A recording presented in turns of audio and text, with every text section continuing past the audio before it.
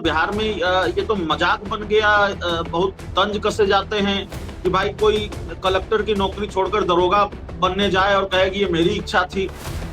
मुख्यमंत्री का पद छोड़कर नीतीश कुमार तो राज्यसभा भेजते रहे लोगों को, और नीतीश कुमार राज्यसभा में रहे, राज्यसभा नहीं रहे लेकिन लोकसभा के सांसद रहे हैं, केंद्र सरकार में मंत्री रहे हैं। तो मुख्यमंत्री का पद छोड़कर राज्यसभा जाने में कौन सी राजनीतिक चतुराई है? ये भी उनकी ही पार्टी के लोगों के गले नहीं उतर रही है। नमस्कार दोस्तों, कैसे हैं आप लोग? उम्मीद है आप सभी अच्छे होंगे। मेरे साथ अभिषेक, मेरे सहयोगी बिहार से जुड़े हैं। अभिषेक, बहुत बहुत स्वागत है आपका। अभिषेक, बिहार में अगला सीएम कौन होगा, इस बारे में हम कई बार चर्चा भी कर चुके हैं और आज फिर से सवाल इसलिए उठ रहा है क्योंकि सम्राट चौधरी के एक तरफ पोस्टर फाड़े जा रहे हैं तो दूसरी तरफ नीतीश कुमार जो है दिल्ली पहुंच चुके हैं। वहां मीडिया से सीधे तौर पर वो कह रहे हैं कि अब हम यहीं आ गए, यहीं रहेंगे, वहां अपना जो है देख लिया जाएगा। तो वहां देख लिया जाएगा से क्या मतलब है? यानी कि नीतीश कुमार के हाथ में कुछ भी नहीं है, क्या ये समझा जाए? या फिर ये समझा जाए कि वो जिस तरह से अपने लड़के को राजनीति में एंट्री करवाए हैं, क्या निशांत कुमार जो है उस जिम्मेदारी को संभाल पाने के लिए कैपेबल है या नहीं है? इस तरह के भी सवाल उठ रहे हैं। तो आखिरकार चल क्या रहा है बिहार की राजनीति में? नीतीश कुमार के दिल्ली पहुंचने के बाद कल वो राज्यसभा के लिए जो नॉमिनेशन मतलब जो है शपथ लेंगे, तो किस तरह से देख रहे हैं, जरा बताइए। सबसे पहले तो मैं यही कहूंगा कि दिल्ली के जो पत्रकार हैं वो बिहार के पत्रकारों से ज्यादा खुशकिस्मत हैं। नीतीश कुमार तो हम उन्होंने तो हम लोगों से बातचीत करनी छोड़ दी है।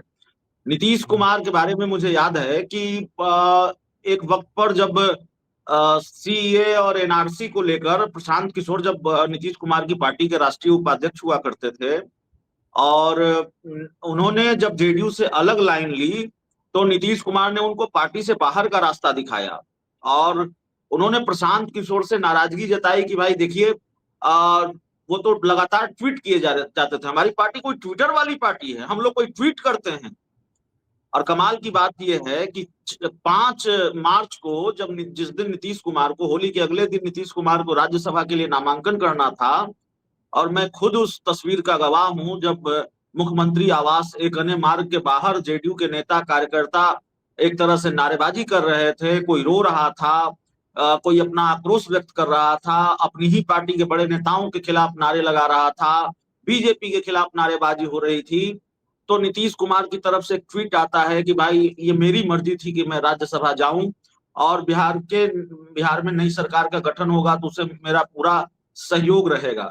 ये जानकारी नीतीश कुमार ने ट्वीट करके दी, और जेडीयू के कई बड़े नेता और जेडीयू के कई नेता, बड़ी संख्या में नेता कार्यकर्ता ये मानने को तैयार नहीं है कि नीतीश कुमार का ये ट्वीट है। इतना लंबा चौड़ा ट्वीट नीतीश कुमार किया करते हैं। और उसके बाद तो नीतीश कुमार को मौका मिला, नीतीश कुमार ने समृद्धि यात्रा की। तो समृद्धि यात्रा में तो कभी नहीं कहा नीतीश कुमार ने, उनका एक भी बयान नहीं आया कि वो दिल्ली जा रहे हैं, अपनी मर्जी से वो राज्यसभा जा रहे हैं। और बिहार में ये तो मजाक बन गया। बहुत तंज कसे जाते हैं कि भाई कोई कलेक्टर की नौकरी छोड़कर दरोगा बनने जाए और कहे कि ये मेरी इच्छा थी। मुख्यमंत्री का पद छोड़कर नीतीश कुमार तो राज्यसभा भेजते रहे लोगों को, और नीतीश कुमार राज्यसभा नहीं रहे लेकिन लोकसभा के सांसद रहे हैं, केंद्र सरकार में मंत्री रहे हैं। तो मुख्यमंत्री का पद छोड़कर राज्यसभा जाने में कौन सी राजनीतिक चतुराई है? ये भी उनकी ही पार्टी के लोगों के गले नहीं उतर रही है। अब सवाल ये है कि नीतीश कुमार ने कहा है कि अब हम आ गए हैं, अब हम यही रहेंगे। तो देखिए, नीतीश कुमार की बंद मुट्ठी में क्या है ये अभी भी कोई नहीं जानता। आपने कहा सम्राट चौधरी के पोस्टर फाड़े गए हैं, तो एनडीए में तो सहमत का खेल चल ही रहा है, भारतीय जनता पार्टी के अंदर भी सहमत का खेल चल रहा है। सम्राट चौधरी जाहिर तौर पर रेस में सबसे आगे हैं मुख्यमंत्री पद की, और बीजेपी का मुख्यमंत्री हुआ तो वही होंगे। लेकिन एक दो घटनाक्रम जो हुए हैं पिछले कुछ घंटों में, वो इस तरफ इशारा करता है कि नीतीश कुमार की बंद मुट्ठी में क्या अभी भी कुछ बाकी है। हालांकि इस बात से इनकार नहीं किया जा सकता कि भारतीय जनता पार्टी ने जो स्क्रिप्ट लिखी है, चीजें उसी के मुताबिक हो रही हैं। अभी तक कुछ अप्रत्याशित नहीं हुआ है। भारतीय जनता पार्टी चाहती थी कि नीतीश कुमार राज्यसभा के लिए नामांकन करें, नामांकन कर दिया, नीतीश कुमार राज्यसभा के लिए चुन भी लिए गए। और भारतीय जनता पार्टी ये सब इसलिए चाहती थी कि भाई वर्षों पुराना सपना है बिहार में अपना मुख्यमंत्री हो, तो बिहार में अपना मुख्यमंत्री उसका हो जाए। तो नीतीश कुमार ने राज्यसभा के लिए नामांकन किया, विधान परिषद की सदस्यता से इस्तीफा दिया, आज दिल्ली भी चले गए, मुख्यमंत्री पद से संभवतः इस्तीफा भी दे देंगे। लेकिन पिछले कुछ घंटों में हुआ ये है कि ये उम्मीद अभी भी जिंदा है कि क्या नीतीश कुमार की बंद मुट्ठी में अभी भी कुछ है, कुछ उम्मीदें बाकी है क्या। जनता दल यूनाइटेड के मुख्य प्रवक्ता एक पोस्टर लॉन्च करते हैं कि नीतीश कुमार के नेतृत्व में निशांत हैं तैयार। आरजेडी ऑफर देती है कि भाई नीतीश कुमार साथ आएंगे तो संख्या बल की कमी नहीं होने दी जाएगी अगर सरकार बनाएंगे तो। और आरजेडी के इस ऑफर को जेडीयू कैसे लेती है वो अलग बात है, लेकिन आरजेडी ने बात सही कही है, संख्या बल की कमी नहीं है। अगर इंडिया गठबंधन के 41 विधायक मिल जाते हैं जेडीयू के साथ तो संख्या 125 126 की हो जाती है, सरकार बिहार में बन जाएगी। जादुई आंकड़ा 122 ही है। लेकिन ये होगा या यही होगा ये कहना बड़ा मुश्किल है, क्योंकि अभी तक बीजेपी की स्क्रिप्ट पर ही काम चल रहा है। अब हालांकि वक्त अभी गुजरा नहीं है। 15 अप्रैल को मुहूर्त बताया जा रहा है कि जब नीतीश कुमार दिल्ली से आएंगे तो 11-12 अप्रैल को मुख्यमंत्री पद से इस्तीफा दे सकते हैं और उसके बाद 15 अप्रैल को नई सरकार का गठन होना है। लेकिन ये सारी चीजें क्या आसानी से हो जाएगी, ये सवाल अब भी है, क्योंकि एक बड़ा दिलचस्प मामला है। बिहार में ही ऐसा हो सकता है, या कम से कम बिहार में ये पहली बार हो रहा है कि किसी पार्टी को ये मालूम है, किसी पार्टी के छोटे से लेकर बड़े कार्यकर्ताओं को, नेताओं को ये मालूम है कि जो फैसला लिया गया है वो कितना आत्मघाती है, जेडीयू की सेहत के लिए ये कितना बड़ा नुकसानदेह है। बावजूद इसके जेडीयू के नेताओं कार्यकर्ताओं की भूमिका बस तमाशबीन की है, और उनके लिए मामला वही है कि कारवा गुजर गया गुबार देखते रहे, तो वो देखने के सिवाय कुछ नहीं कर सकते, क्योंकि भारतीय जनता पार्टी का प्रभाव है। और अभी भारतीय जनता पार्टी और जेडीयू के दो शीर्ष नेता जो चाह रहे हैं वही हो रहा है।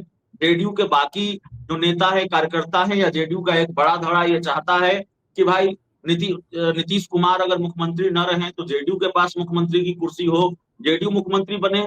और इसके पीछे का कारण ये है, ये सबको मालूम है कि देखिए राजनीति में इतना सद्भाव कभी नहीं होता कि भारतीय जनता पार्टी के साथ आपका गठबंधन है और भारतीय जनता पार्टी के साथ पावर ट्रांसफर हो गया, बीजेपी का मुख्यमंत्री हो गया, तो नीतीश कुमार के बेटे नए नए निशांत कुमार जो राजनीति में आए हैं, भला बीजेपी क्यों चाहेगी कि निशांत राजनीति में स्थापित हो जाएं?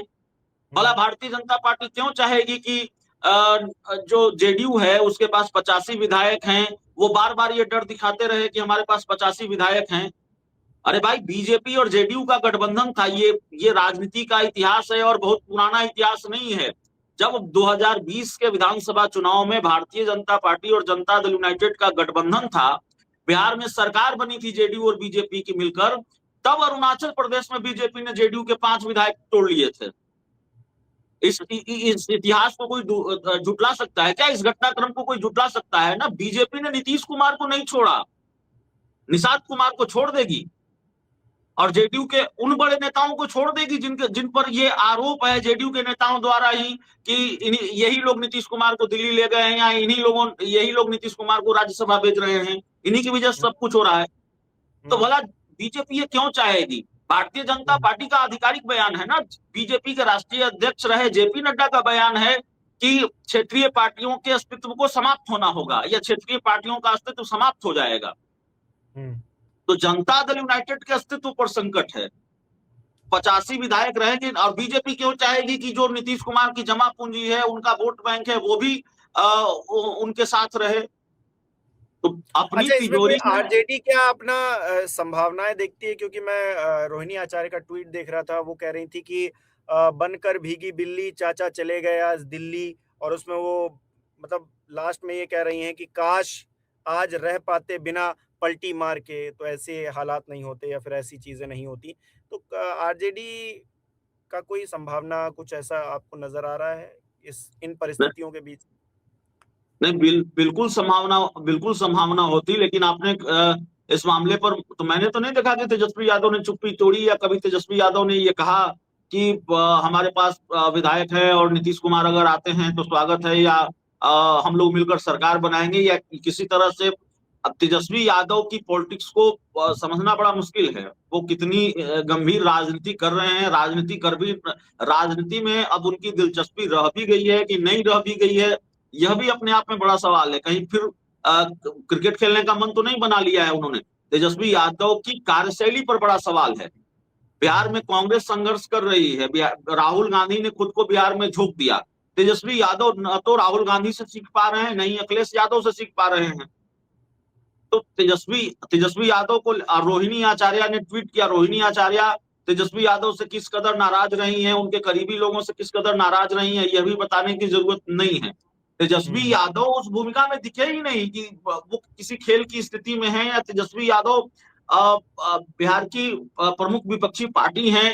तेजस्वी यादव और नीतीश कुमार एक साथ मिलकर उन्होंने सरकार चलाई है। तेजस्वी यादव को कहना चाहिए था कि भाई हमारे पास जो आरजेडी के विधायक कह रहे हैं, या आरजेडी के विधायक से जो वो कहलवा रहे हैं रणविजय साहू से कि संख्या बल की कमी नहीं होने दी जाएगी, सोचिए क्या मैसेज आता अगर तेजस्वी यादव ही अपने मुंह से ये बात कह देते कि भाई संख्या बल की कमी नहीं होने दी जाएगी, चाचा जी आ जाइए हमारे साथ। तो जाहिर तौर पर तेजस्वी यादव ने कोशिश ही नहीं की। वो क्यों चुप है? और मुझे बीएसपी वाला मामला थोड़ा बहुत लगता है। 2022 में शायद विधानसभा का चुनाव हुआ था उत्तर प्रदेश में। तो 2022 के विधानसभा चुनाव कवर करने में गया था उत्तर प्रदेश के कई जगहों पर, और लखनऊ भी आया था। लखनऊ आकर मुझे, हालांकि उत्तर प्रदेश की राजनीति की मुझे तब बहुत समझ नहीं थी, आज भी नहीं है, लेकिन वहां आकर मुझे समझ में आया कि जो उत्तर प्रदेश की जो बड़ी पार्टी रही है, जिस पार्टी का मुख्यमंत्री रहा है उत्तर प्रदेश में, बीएसपी, मायावती उस पार्टी की सुप्रीमो हैं, उस पार्टी की मुख्यमंत्री हैं, वो पार्टी अनमने ढंग से चुनाव लड़ रही है। एक बड़ी पार्टी को जिस तरह से चुनाव लड़ना चाहिए, उस तरह से, या वो आक्रामकता, उस तरह की तैयारी चुनाव लड़ने की, या उस तरह से लड़ाई में वो नहीं दिख रही है, या लड़ाई लड़ना ही नहीं चाह रही है। मुझे आरजेडी में वही बात नजर आती है बिहार में, कम से कम अभी तो बीएसपी वाला हाल है आरजेडी का। नहीं तो जाहिर तौर पर आरजेडी उतनी आक्रामक नहीं है। और देखिए, इंडिया गठबंधन 2025 के विधानसभा चुनाव में ठीक है कि हार हुई है, लेकिन 2025 के विधानसभा चुनाव के बाद 2026 में राज्यसभा चुनाव में भी हार हुई आरजेडी की। लेकिन एक अच्छी बात इंडिया गठबंधन के लिए ये हुई कि दो नई पार्टियां जुड़ी इंडिया गठबंधन में। एआईएम ने साथ दिया, उसके 5 विधायक इंडिया गठबंधन के साथ आ गए, बीएसपी इंडिया गठबंधन के साथ आ गई। तो ताकत बढ़ी है, लेकिन ताकत बढ़ने के साथ जो आक्रामकता दिखनी चाहिए थी वो नहीं दिख रही है तेजस्वी यादव में। और इसीलिए उनकी कार्यशैली पर अब ये चुप्पी क्यों है, उन्होंने इस पूरे मामले पर क्यों चुप्पी साधे रखी, यह भी अपने आप में बड़ा सवाल है। तो जाहिर तौर पर तेजस्वी यादव का अपना एक अलग मामला है। अब सवाल यह है कि अब आगे क्या होगा। नीतीश कुमार तो दिल्ली चले गए, उन्होंने जो कहा है कि भाई अब हम यहाँ रहेंगे, या दिल्ली पहुंचकर उन्होंने जो भी बयान दिया है, बिहार में किसकी सरकार बनेगी, भारतीय जनता पार्टी की सरकार बनेगी, जनता दल यूनाइटेड की सरकार बनेगी। देखिए, बड़े खेल की गुंजाइश तो हम नहीं कहेंगे। जनता दल यूनाइटेड के लोगों ने भी अब शायद खेल की उम्मीद छोड़ दी है, उनको भी लगता है कि अब शायद ही कुछ हो। लेकिन ये नीतीश कुमार हैं, उनकी बंद मुट्ठी अभी पूरी तरह से खुली नहीं है। 15 अप्रैल तक तो जाहिर तौर पर इंतजार करना पड़ेगा कि आखिरकार नीतीश कुमार की बंद मुट्ठी में कुछ है भी कि नहीं है। और नीतीश कुमार की बंद मुट्ठी में है तो क्या है, क्योंकि जिस तरह से जेडीयू के मुख्य प्रवक्ता नीरज कुमार के तेवर में आक्रामकता नजर आ रही है, आज भी उनसे बात हो रही थी और मैंने पूछा कि पार्टी के मुख्य प्रवक्ता के तौर पर क्या आप कह सकते हैं नीतीश कुमार को मुख्यमंत्री का पद छोड़ेंगे, वो इंटरव्यू भी है। तो उन्होंने कहा कि ये तो नीतीश कुमार तय करेंगे, और इसी तरह का बयान आ रहा है। तो 15 अप्रैल का मुहूर्त क्या भारतीय जनता पार्टी के लिए शुभ है, या 15 अप्रैल को बीजेपी का मुख्यमंत्री शपथ ले लेगा, इसमें थोड़ा सस्पेंस अभी भी बाकी है। और देखिए, अगर बीजेपी का मुख्यमंत्री हुआ तब भी बिहार में आगे बहुत सारा खेल होना बाकी है।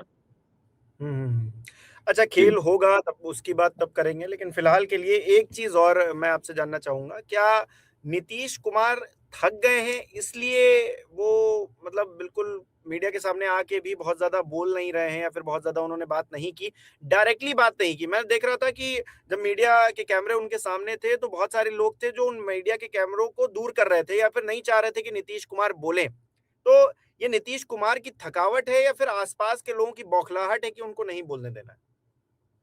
देखिए, मैंने नीतीश कुमार को देखा है। नीतीश कुमार, मैं 2006 से पत्रकारिता कर रहा हूँ।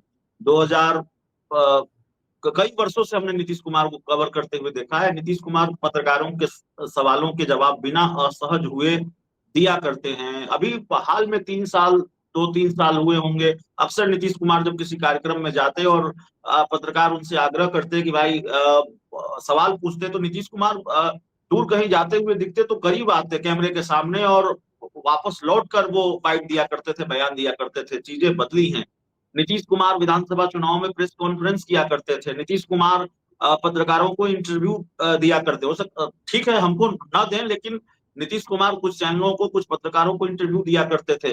नीतीश कुमार ने कुछ मामलों पर फोनो दिया है। मुख्यमंत्री ने फोनो दिया है।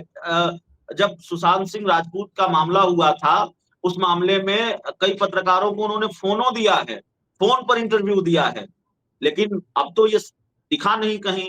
नीतीश कुमार मीडिया को फेस करते नहीं नजर नहीं आए। कोई प्रेस कॉन्फ्रेंस नहीं की चुनाव में।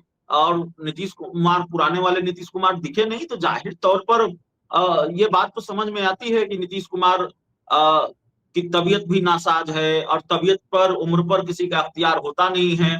अभी हमारी बात हो रही थी, जेडीयू के वरिष्ठ नेता हैं, पूर्व सांसद हैं डॉक्टर अरुण कुमार, उन्होंने कहा कि मिलना चाहते थे नीतीश कुमार से, मिलने नहीं दिया गया। मनीष वर्मा हैं, जेडीयू के राष्ट्रीय महासचिव हैं, और उनके बारे में ये खबर आती है कि वो भी मिलना चाहते थे, उनको भी मिलने नहीं दिया गया। उसके बाद आनंद मोहन है, पूर्व सांसद। वो सीधे तौर पर जेडीयू में तो नहीं है, लेकिन उनकी पत्नी लवली आनंद जेडीयू की सांसद हैं। उनके बेटे चेतन आनंद जेडीयू के विधायक हैं नवीनगर विधानसभा सीट से, और उनको भी नहीं मिलने दिया गया। उन्होंने भी कहा, कैमरे के सामने कहा, वो ऑफ द रिकॉर्ड नहीं कहा, कैमरे के सामने ये लोग कह रहे हैं मुझे मिलने नहीं दिया गया, मैं मिलना चाहता था। तो भाई, इन बड़े नेताओं को ये लोग नीतीश कुमार के मित्रों में गिने जाते हैं। हमारी फोन पर बात हो रही थी, सरयू राय, जो नीतीश कुमार के करीबी मित्रों में से जाने जाते हैं, वो कह रहे थे, वो अपना दर्द बयां कर रहे थे कि भाई मुझे तो कुछ बताया नहीं जाता, मुझे तो कुछ पता होता नहीं है। तो अच्छा जाहिर अच्छा, तौर पर चलिए, किसी आखिरकार को कुछ नहीं पता था, किसी की बातचीत नहीं हो पाई, लेकिन नीतीश कुमार को नहीं लगता होगा कि हम एक सम्मानजनक विदाई लेते? मतलब विदाई लेनी है, मतलब राजनीति से, और उनका पूरा हक है। इतने लंबे, मतलब 2 दशकों से ज्यादा उन्होंने बिहार की राजनीति में मुख्यमंत्री की कुर्सी को संभाली है। उनका पूरा हक बनता है कि वो सम्मानजनक विदाई पाएं। लेकिन राज्यसभा जाकर, मतलब राज्यपाल बन जाते, समझ में आता है किसी राज्य के। राज्यसभा जाकर एक सांसद बन के उन्होंने अपनी खियाखानी नहीं कर ली है, छीछा लेदर नहीं कर ली है। मतलब राज्यपाल बन जाते तो एक सम्मानजनक लगता। मतलब उनकी पार्टी के लोग भी कह पाते कि भाई देखिए, हम एक संवैधानिक पद पर उनको बैठा के आए। हालांकि संवैधानिक पद क्या, सांसद होना भी एक गौरव की बात है राज्यसभा के अंदर, लेकिन वो पद नीतीश कुमार के लिए थोड़ा छोटा लगता है। नीतीश कुमार के एक्सपीरियंस के हिसाब से, उनके राजनीतिक कौशल के हिसाब से वो पद छोटा लगता है।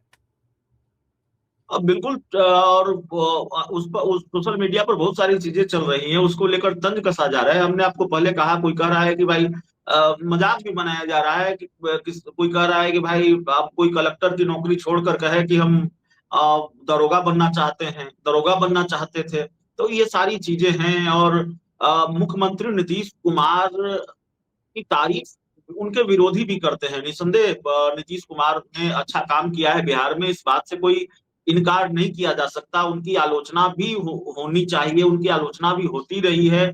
आलोचना को स्वीकार करने वाले नेताओं में से नीतीश कुमार रहे हैं, इस बात के लिए भी उनकी तारीफ होनी चाहिए। बिहार में शराबबंदी का एक साहसिक फैसला उन्होंने लिया है, मैं इसको साहसिक फैसला कहता हूं। हालांकि उसके कुछ दुष्परिणाम भी सामने आए। सूखा नशा की बात कही जाती है। दूसरे नशे की तरफ लोगों ने विकल्प के तौर पर दूसरे नशे को चुना, शराब की होम राज्य की डिलीवरी। वित्तीय हालत।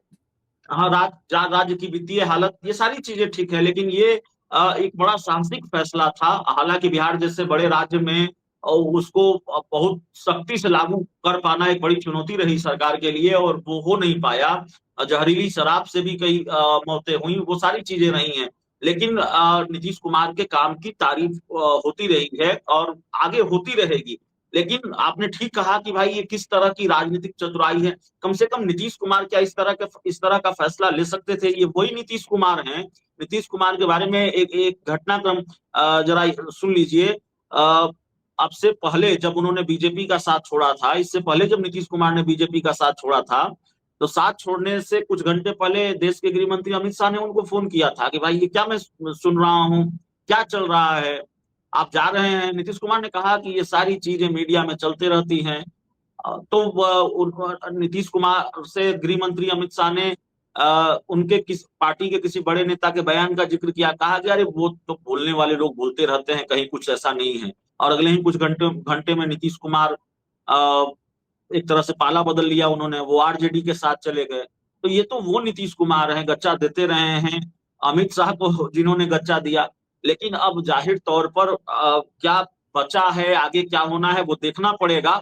लेकिन इतना जरूर है कि अगर सत्ता पावर ट्रांसफर बीजेपी के साथ हुआ तो जेडीयू को इसका खामियाजा भुगतना पड़ेगा और फिर जनता दल यूनाइटेड में टूट की संभावना भी बढ़ती नजर आएगी। हालांकि लोग रास्ता तलाश रहे हैं कि भाई जेडीयू नहीं तो बीजेपी सही, जेडीयू नहीं तो आरजेडी सही, लोग इधर उधर होंगे। लेकिन कितनी बड़ी टूट होगी ये देखना पड़ेगा, क्योंकि जेडीयू लेकिन अभिषेक, की नीतीश कुमार ने एक बात जो कही वो सच भी है कि अब नए लोगों को मौका देना चाहिए और बदलाव ही प्रकृति का नियम है। अब नीतीश कुमार की जगह कोई और उस कुर्सी पर बैठेगा, अब किस पार्टी का बैठेगा, कौन व्यक्ति बैठेगा, ये आने वाले वक्त में क्लियर होगा। लेकिन फिलहाल के लिए नीतीश कुमार का दिल्ली जाना अपने आप में एक बहुत बड़ी राजनीतिक घटना है और इस घटना को लेकर बिहार में जिस तरह का माहौल है उस पर हम आपसे जो है ताजा अपडेट लेते रहेंगे। बहुत बहुत शुक्रिया हमारे साथ जुड़ने के लिए। हमारे दर्शक जो जुड़े उनका भी बहुत बहुत शुक्रिया। इस वीडियो को लाइक और शेयर कर दीजिएगा। हमारे चैनल को सब्सक्राइब नहीं किया तो वो भी जरूर कीजिएगा। बहुत बहुत धन्यवाद आपसे।